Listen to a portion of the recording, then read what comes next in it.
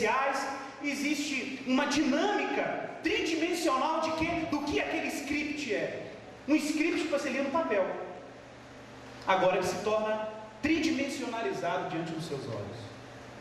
Então a experiência teatral, ela é uma experiência que se vale de todos os sentidos humanos.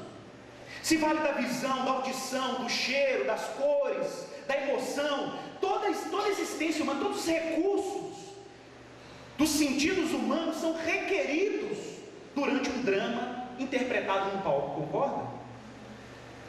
Quando nós lemos, você tem que fazer um esforço claro, se vale da imaginação, se vale de outros recursos, mas no teatro a comunicação é mais poderosa.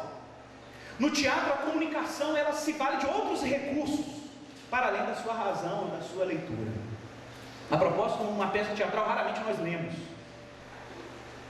Nós apreendemos, nós sentimos, nós experimentamos mais do que lemos. Gente, o credo niceno é uma narrativa dramática. João Calvino chamava Teatrum Dei, o teatro de Deus. A ideia é que quando eu olho para a Bíblia, o que eu vejo na Bíblia? Eu não vejo na Bíblia um compêndio dividido por seções sobre quem Deus é. Uma sessão sobre o Deus Salvador, uma sessão sobre o pecado, uma sessão... A gente não vê esse agrupamento de sessões a respeito de quem Deus é. Quando eu olho para a Bíblia, o que eu vejo na Bíblia? Eu vejo um drama. Eu vejo uma história, uma narrativa, um script maravilhoso em que Deus, ele entra no palco da criação e ele envolve os homens como protagonistas, como figurantes de uma grande história que ele mesmo está compondo, está dramatizando.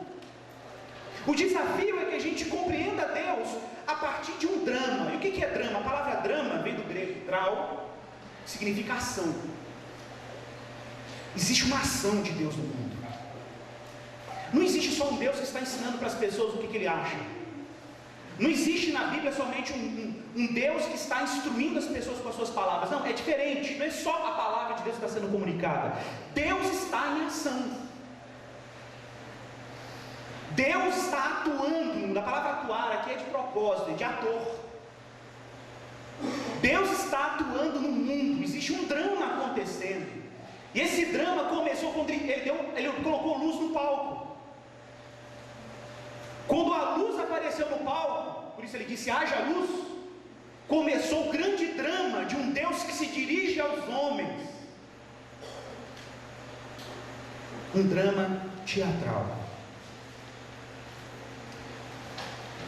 Von Balthasar, esse é o nome do teólogo jesuíta que criou o termo teodrama. A ideia dele era que o teólogo poderia desfrutar de muito mais riqueza se compreendesse Deus e a narrativa bíblica dentro de uma perspectiva dramática. Interessante porque logo em Gênesis capítulo 3, verso 8, nós encontramos uma cena teatral. E eu não estou falando teatral no sentido pejorativo, que a gente fala teatral no sentido de cara hipócrita. Não é isso não. Teatral no sentido que tem um drama acontecendo. E Gênesis capítulo 3, verso 8 até o verso 10 diz assim, quem pode abrir a Bíblia? Diz assim, Gênesis capítulo 3, verso 8.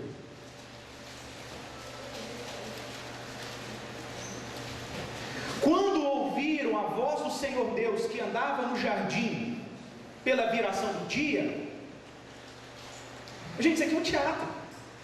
Imagina um palco, é o jardim, com cenário, com iluminação, com os personagens todos bem colocados no jardim, serpente, árvore, conhecimento do bem e do mal, Adão e Eva, Deus.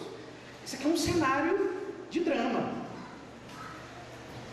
Mas o homem caiu, houve queda, e aí diz o texto que quando ouviram a voz do Senhor Deus que andava no jardim na viração do dia, esconderam-se, preste bem atenção nessa palavra, esconderam-se da presença do Senhor Deus, o homem e sua mulher, por entre as árvores do jardim. A palavra presença, você está lendo aí, vem do hebraico, uma palavra hebraica que tem no original aí, os tradutores tiveram dificuldade de traduzir essa expressão, porque realmente não teria como traduzir de uma forma que o leitor de outras línguas pudesse entender. A palavra original para presença, nesse texto, é a palavra pnê. Pnê em hebraico é uma palavra no plural. a tradução literal dela seria faces, rostos, pneu. Na grande maioria dos textos do Velho Testamento em que aparece a palavra presença, no original é face, rostos, no plural, faces.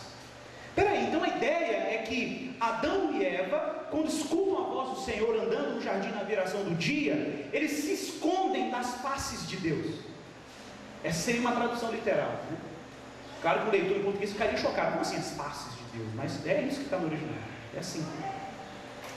E por que faces? A ideia, gente, é que em Deus, existem tantos papéis, existem tantas máscaras. Eu vou usar um termo teatral, existem tantas máscaras, e não é no sentido negativo do termo, máscaras no sentido de que Deus, ele se revela de uma forma diversificada ao homem. Em determinado momento, Deus assume o papel de Senhor dos exércitos, ele está na guerra. Em determinados momentos, ele assume o papel do Deus Altíssimo. Em determinados momentos, ele assume o papel de anjo do Senhor. Em determinados momentos, ele assume o papel de ser o El Shaddai. Sabe que a palavra El Shaddai é o Deus que dá o chado, né? O seio, é o Deus que nutre, que alimenta.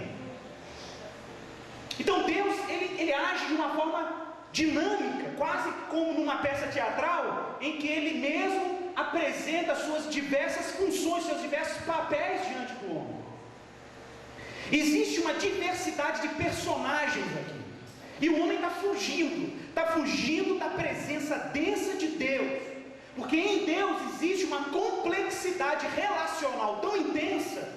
Deus é tão relacional em si, por isso que ele é trindade, porque existe, na natureza única de Deus existe uma relação, Pai, Filho e Espírito se relacionam, existe um movimento na trindade de relacionamento. Agostinho dizia que Deus é comunidade. Deus é comunidade. Se o próprio Deus é comunitário, existem vários papéis ali, existem várias funções acontecendo na natureza de Deus. Mas olha que drama que esse texto é. Diz que quando eles viram, se esconderam entre as árvores do jardim. Gente, as árvores do jardim serviam como cenário, serviam como parte integrante do drama do homem no jardim. E agora Adão foge da cena, se esconde atrás do cenário.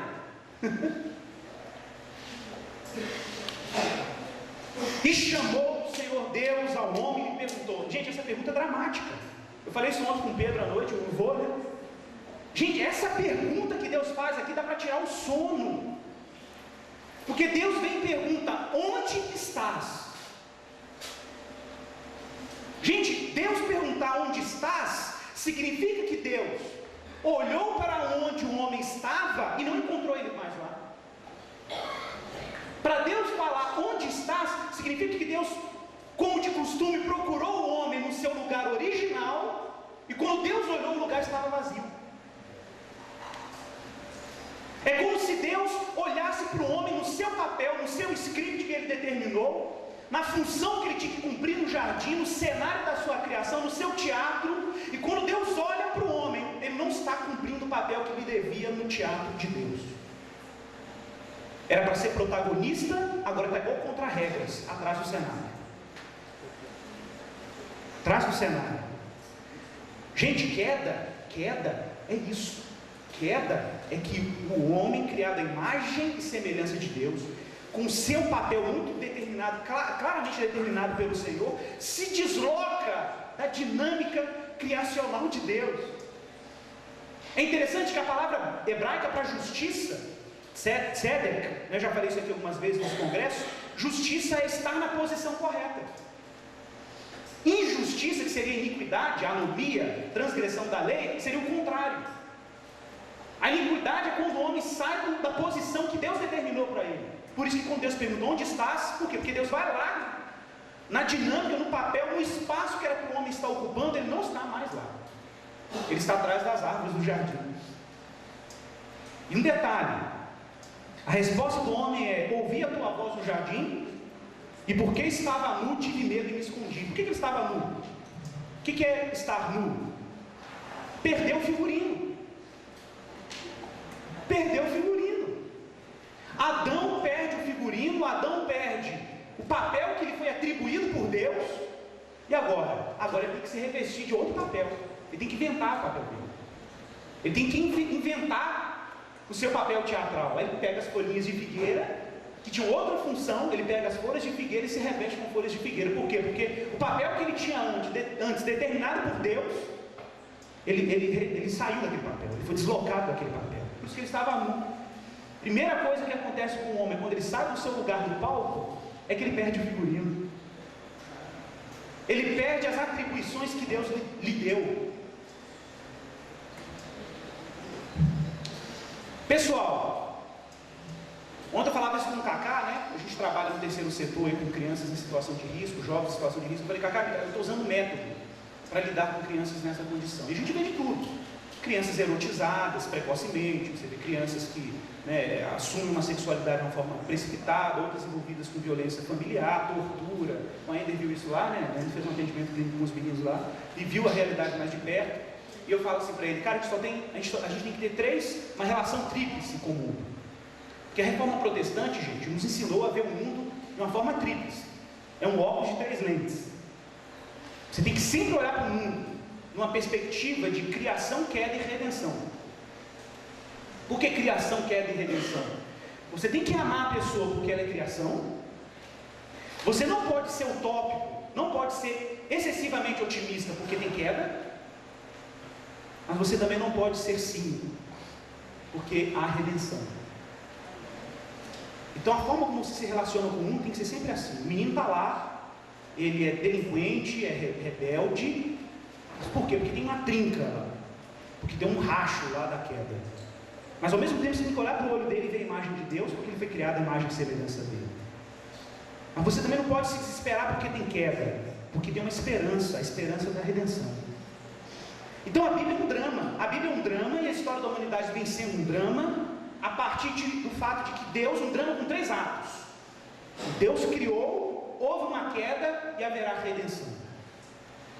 Se você vê, por exemplo, as obras do Tolkien, né, que é um cristão, você vê claramente nas obras do Tolkien, que fez em Senhor dos Anéis e tal, essa tríplice narrativa, esses 3 atos narrativos: criação, queda e redenção. Deus criou, tudo estava muito bacana, houve um fracasso, houve uma imperfeição, alguma coisa imperfeita entrou no processo, e depois existe todo um movimento histórico, um drama histórico, para que as coisas voltem a ser como deveriam ser. Pessoal, nós estamos dentro desse teatro. Nós estamos dentro desse drama. De um Deus que cria, de um homem que cai, mas de um Deus que redime o homem em sua condição original. Quando eu olho para o texto bíblico, o que eu vejo no texto bíblico? Gente, o texto bíblico se vale de vários recursos teatrais e recursos estéticos.